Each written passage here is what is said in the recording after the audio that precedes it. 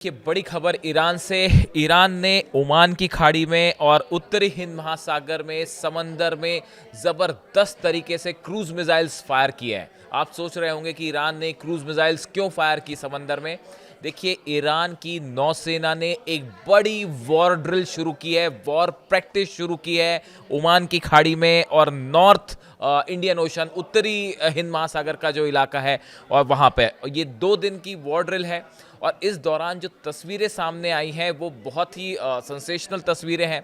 बताया जा रहा है कि ईरान ने एक बहुत बड़ी वॉर ड्रिल है, ईरान की नेवी की ताकत ईरान ने दिखाई है।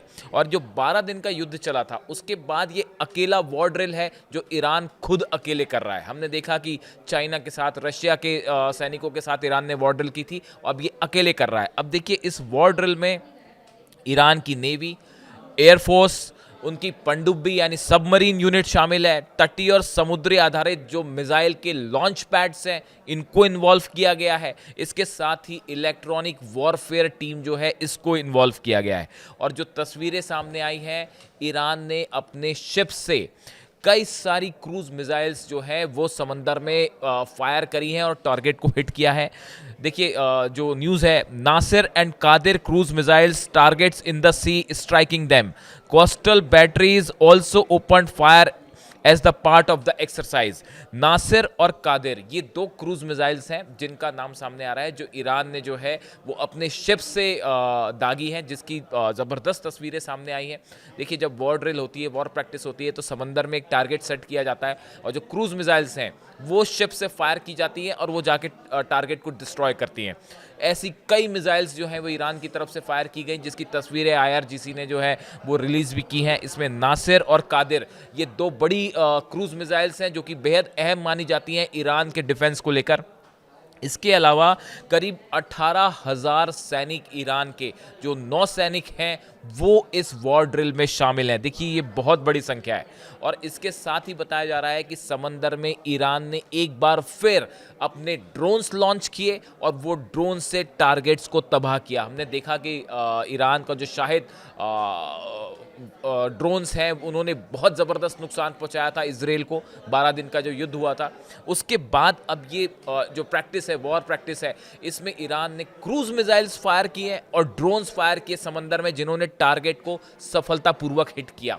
देखिए, ये एक बड़ा मैसेज है अमेरिका और इजराइल के लिए।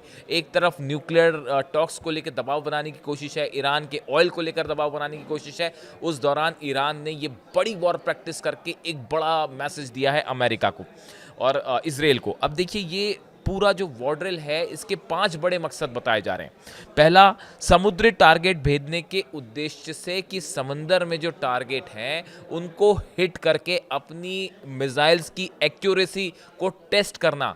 जो एक बड़ी गौर करने वाली बात है कि कई सारी नई मिसाइल्स, हम अलग से बात करेंगे उसकी, मिसाइल्स जो हैं वो ईरान ने 12 दिन के युद्ध के बाद तेजी से बनाई हैं। इन मिसाइल्स की एक्यूरेसी टेस्ट करना पहला मकसद। दूसरा, मीडियम और लॉन्ग रेंज की क्रूज मिसाइल्स जो हैं इसकी सटीकता, इसकी एक्यूरेसी को टेस्ट करना है। जो मिसाइल्स हैं, खासकर मीडियम और लॉन्ग रेंज मिसाइल्स हैं, ये वॉर के दौरान कैसा परफॉर्म करेंगी, क्या ये टारगेट को एग्जैक्ट हिट करेंगी, जैसे हमने पहले देखा था कि इसराइल के ऊपर ईरान ने हमले किए थे। इन जो क्रूज मिसाइल्स हैं इनका परफॉर्मेंस कैसा है, इसको टेस्ट किया जा रहा है। युद्ध की तैयारी, जंग की तैयारी 100% है या नहीं, इसको टेस्ट करने की एक कोशिश है ईरान की, कि अगर ज़रूरत पड़े तो अलर्ट पे नौसेना भी रहेगी सबमरीन्स के साथ। जो अलग अलग कमांड्स होती हैं, नॉर्दर्न कमांड, साउथ कमांड, समंदर से जुड़ी हुई कमांड्स जो होती है, इनकी इनकी तैयारी कैसी है, इनके बीच में कोऑर्डिनेशन कैसा है, एयरफोर्स और नेवी के बीच में कोऑर्डिनेशन कैसा है, अगर बाहर के प्लेन्स आते हैं, जो नए डिफेंस सिस्टम लगे हैं वो कैसे काम करेंगे, एंटी एयरक्राफ्ट मिसाइल्स हैं वो कितनी एक्यूरेट हैं, इसको टेस्ट करने की कोशिश है। इसके अलावा पूरे ईरान की जनता को एक मैसेज दिया गया है कि आप सेफ हैं। इस वॉर ड्रिल से ईरान ने एक बड़ा संदेश दिया अपनी जनता को, कि ईरान के लोगों को, कि आप चिंता ना करिए, अगर युद्ध होगा तो पिछली बार की तरह दुश्मन देश के जो जेट्स हैं वो अंदर नहीं आ पाएंगे, उनको सीमा पे ख़त्म किया जाएगा। ये संदेश देने की कोशिश है। देखिए, इस पूरे मामले में ये ईरान की नेवी इतनी अहम क्यों होती है। देखिए, एक तो बंदर अब्बास इनका जो पोर्टल सिटी है, ये बहुत अहम है। यहाँ से व्यापार भी होता है, यहाँ पे स्ट्रैटेजिक एक पोजीशन है इसकी। आप देखें कि गल्फ ऑफ ओमान जो है, ओमान की खाड़ी, इंडियन ओशन, कैस्पियन सी, पर्सियन गल्फ का इलाका, जो स्ट्रेट ऑफ हॉर्मूज है, ये पूरा इलाका जो है ये समंदर के लिहाज से बड़ा स्ट्रेटेजिक है और ईरान की नेवी यहाँ बेहद अहम रोल प्ले करती है। खासकर जो अमेरिका या दूसरी कंट्रीज़ के जहाज़ों का आना जाना होता है, व्यापार होता है, उस पर निगरानी रखना, अगर किसी वक्त ज़रूरत पड़ी तो सबमरीन से इनसे हमले कैसे किए जा सकते हैं शिप्स पे, या डिस्ट्रॉयर शिप से कैसे इसराइल पर हमले किए जा सकते हैं, इसको लेके एक बड़ी ये ड्रिल है।